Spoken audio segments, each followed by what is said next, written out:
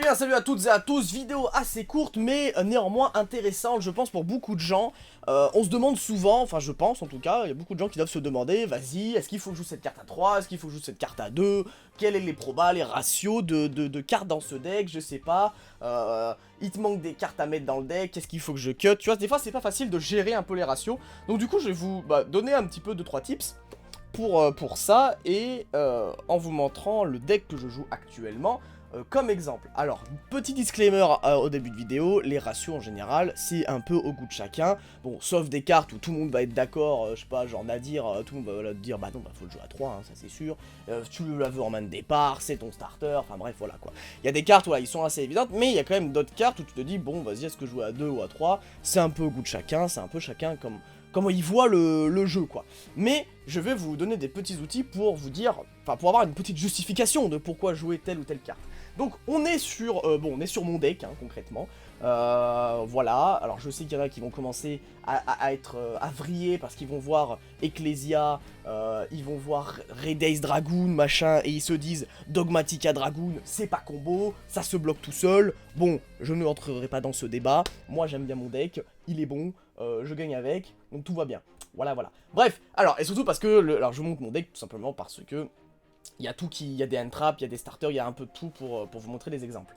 Bon, tout simplement, déjà, au début, les trucs qu'on veut savoir, c'est surtout les ratios de tes starters. Quand tu commences un build de deck, tu te dis, vas-y, il me faut de quoi commencer, quoi. Moi, dans mon deck, personnellement, je commence avec soit la partie Dogmatica pour entrer en mode contrôle avec Edlish et aller chercher cette carte, soit en partie combo synchro, et du coup je joue avec donc Jet et Tuning. Et du coup j'ai mis 2 Tuning exprès pour vous montrer un petit peu l'exemple, même si jouer à 2 Tuning j'aime bien personnellement, ça me dérange pas spécialement. Bref, alors, j'ai 5 starters de la partie synchro et 5 starters de la partie Dogmatica. Donc 3 Nadir, 2 Ecclesia pour Dogmatica, 3 Jet et 2 Tuning pour la partie synchro.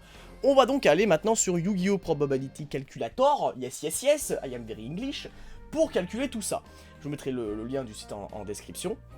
C'est très intéressant de savoir ce genre de chiffres et d'avoir ce genre d'informations dans la tête. 40 cartes dans un deck, voilà. Donc attendez, je vais un peu zoomer. Tac, voilà. Donc on a 40 cartes dans un deck et dans ta main de départ, tu as 5 cartes. Pour l'instant, rien de bien fameux. Et on va calculer donc du coup la probabilité d'avoir un starter synchro, donc soit 3 Jets ou 2 Tuning, ou la partie Dogmatica, donc soit 3 Nadir, 2 Ecclesia. Comment on fait ça? Donc, on a 5 starters de chaque. Donc là, je mets 5. Donc on a 5 starters synchro, 5 starters Dogmatica. C'est pour ça que je me permets de faire les deux en même temps. Hein. Sinon, vous calculez à part, quoi. Donc 5 starters synchro et Dogmatica. J'en veux au minimum un starter dans ma main. Dans ma main, au maximum, donc de 5 cartes. Et j'ai 50,66% de chance. Ça veut dire que dans un deck qui a que 5 starters, par exemple je crois que c'était Orcust à l'époque, il n'avait que 5 starters, tu avais une chance sur 2, dans ta main de départ, de commencer avec un starter. Voilà, c'était un petit peu un pile ou face, mais au moins, t'avais une chance sur 2 de commencer avec au moins une carte qui faisait ta loupe, quoi, finalement. Donc c'était assez fort, voilà, c'est une chance sur 2, ça reste quand même une bonne proba, quoi. T'avais un duel sur 2 où tu commençais ton duel avec ta loupe, quoi. Donc c'est plutôt sympathique. Mais là, ce qu'on peut voir surtout, c'est que moi j'ai 10 starters, théoriquement, vu que j'ai la partie synchro et la partie Dogmatica. Donc avec 10 starters, j'ai 78% de chance de démarrer avec au moins un des deux. Donc ça me fait 3 chances sur 4 à peu près, donc c'est plutôt cool, quoi. Et donc avec ceci, tu vas pouvoir à peu près tout calculer, donc ça qui est assez cool, tu vas pouvoir calculer ton ratio de entrap, ton ratio de starter, même si tu veux jouer à 42, on peut remarquer que jouer à 42 n'influence pas spécialement finalement. Jouer à 42, là je perds 2%, jouer à 41, je perds à peu près moins de 1%, voilà, donc en soi, jouer à 41-42, je sais qu'il y en a qui sont c'est des grands partisans du deck à 40, j'en fais partie, mais finalement on remarque que c'est pas si impactant que ça. Par contre, ça peut être impactant pour les starters. Jouer à 42, si vous avez 5 starters, là par contre vous descendez en dessous de la proba de 1 sur 2. Donc il est peut-être plus judicieux de jouer avec 6 starters à ce niveau-là. Mais dans un deck à 40, pour le coup, jouer à 5 starters, c'est pas trop con, voilà. Enfin moi personnellement c'est comme ça que j'ai vu le truc.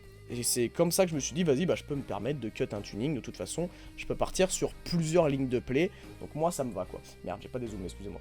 Donc voilà, je peux partir sur plusieurs lignes de play, donc moi ça me va, donc j'ai cut un tuning, j'ai testé, c'est pas spécialement grave, surtout qu'en plus, parfois tuning, tu peux risquer de meuler la partie Dragoon, donc ça peut être chiant. Avec ce site, tu peux aussi calculer tes briques. Et ça, c'est drôle, parce que, bon, on va pas se mentir, hein, il y a beaucoup de gens qui râlent en DC ou autre, qui disent ouais, vas-y, mon deck il brique, machin et tout. Des fois, faudrait quand même voir les ratios. Donc, on va appeler ça brique. Bon, tu mets ce que tu veux en général, hein, vraiment, c'est pour illustrer. Hein. Donc, dans mon deck, techniquement, ce qu'on peut voir, c'est que j'ai Magicien des Ténèbres et Red Daze. Ça c'est vraiment des briques, hein. Tu les veux pas en main. Red Daze Fusion, tu la veux pas en main non plus. Mais au moins, tu peux faire des trucs avec. C'est-à-dire qu'en gros, bon, t'es dans un deck quand même contrôle. Si tu te dis, vas-y, bah, au pire, je pose des pièges et je tente la Red Daze Fusion, let's go, tu vois. Donc c'est une brique, oui et non. Là, on va vraiment considérer ces deux-là comme étant les briques du deck. Normalement, il n'y en a pas d'autres, hein, donc c'est vraiment ces deux cartes, les briques du deck. Et pour les gens qui jouent Gamma avec le fameux driver, hein, la carte que tu veux jamais en main de départ, on peut calculer tout ça donc. Donc il y a la probabilité d'avoir deux briques sur une en main, sur voilà, donc sur deux max du coup finalement. Et ben elle est de 23,72%. C'est-à-dire qu'en gros, Red Daze et Magicien des Ténèbres, j'ai quasiment presque, hein, parce que c'est pas le cas, presque une chance sur 4 à chaque duel d'avoir au moins un en main. Donc finalement, ne serait-ce que 2 briques dans un deck, c'est beaucoup. Et même si vous jouez qu'une seule brique, c'est-à-dire qu'en gros, par exemple, le driver du package Gamma, et ben, sachez qu'une brique dans un deck, c'est 12,50% de chance. C'est 12% de... C'est énorme quand même, on s'en rend pas compte. Mais une carte sur 40, t'as quand même une chance sur 8, à peu près, de piocher la carte en début de partie. Alors qu'une carte en mono dans un deck, sur un duel sur 8, tu vas l'avoir en main de départ. Donc imaginez certains decks qui ont 4-5 briques. C'est-à-dire qu'en gros, c'est des decks en général qui sont pas forcément très méta, et il y a plein de cartes que tu veux pas forcément en main, parce que tu veux les faire combo avec des cartes de ton deck, machin. Donc des fois, des gens qui vont vous dire « Ouais, mon deck il brique, et ben finalement, c'est peut-être tes ratios qui sont pas très bons. Et quand t'as ne serait-ce que... Imaginez, vous vous rendez compte que ne serait-ce que 5 briques dans un deck, bah 5 briques dans un deck, les gars, c'est exactement le même nombre qu'un starter. Et donc c'est une chance sur 2. C'est une chance sur 2 d'avoir au moins une brique dans la main. Donc bon après, on jouer 5 briques dans un deck, c'est un peu compliqué aussi, hein, c'est chaud quoi. Mais voilà, les mecs qui vont vous dire « Ouais, mon deck il brique, et bah des fois, il y a des raisons mathématiques derrière. Bref, revenons-en au deck. Moi en soi, je suis parti de ce principe-là, c'est-à-dire qu'en gros, j'avais 5 starters. Et j'ai surtout 8 end-traps. Bon, les end-traps, c'est pareil. Des fois, on va vous dire, ouais, mais... Alors, je pense personnellement que 9 end-traps, c'est le meilleur ratio. Voilà, c'est un ratio qui est vraiment cool. Moi, j'en joue 8, parce que je joue 2 droplets. Donc, 8 end-traps, si on calcule en soi. Ça veut dire que, donc là, on passe à 8 dans une main de max 5 cartes. J'ai à peu près 70% de chance d'avoir au moins une end-trap en main. Donc c'est cool, 70% de chance, c'est énorme. Après, bon, le ratio de 9, voilà, tu passes à 74, presque 75, donc t'es quasiment à 3 chances sur 4. Voilà, donc ça c'est plutôt pas mal. Après, les gros decks qui peuvent se permettre d'en jouer 12, bon là t'es à 85, donc là t'es gigantesque. Et en plus, là tu peux même calculer la proba d'en avoir 2. Voilà, t'es presque à une chance sur 2 d'avoir... tout le temps 2 end-traps en main de départ lorsque t'en joues 12. C'est assez colossal pour le coup.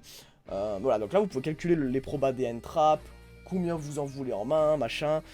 Voilà, le site est vraiment pratique pour calculer les briques que tu as dans ton deck, les probas que tu vas de la piocher, le taux d'end-trap, le taux de starter, et mine de rien, ça peut... Alors c'est pas non plus l'outil parfait pour build un deck, attention, hein, c'est un outil d'aide qui va vous permettre en fait tout simplement de maîtriser les ratios de cartes dans votre deck si vous hésitez.